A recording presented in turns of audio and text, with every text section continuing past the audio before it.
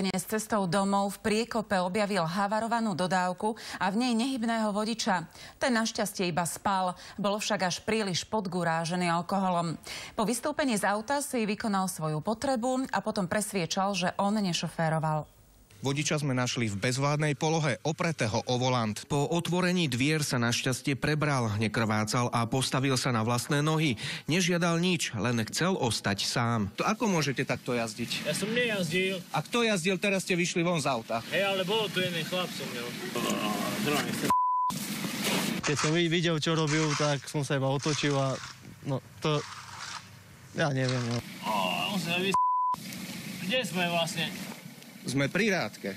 Po tom, čo si tento muž vykonal svoju potrebu pri havarovanom aute, nás a policajtov presviečal o tom, že on za volantom nesedel. Čo sa vlastne stalo? Ja neviem, ja som spinkal vedľa. Ja neviem, som bol vedľa šoféra. Čiže vy ste nešoférovali? Boli na to chlapi, robte dačo. Čím bol muž triezvejší, tým viac sa sťažoval na bolesti kľúčnej kosti.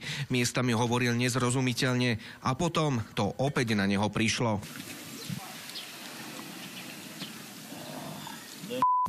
Triezvy to nebol. Na základe dýchovej skúšky bolo vodiča zistené 0,74 mg alkoholu, čo je viac ako 1 promile. Muž napokon skončil v Lučeneckej nemocnici. Lučeneckí hasiči si na mieste nehody museli poradiť s vytieknutou naftou a presné okolnosti nehody zase zisťuje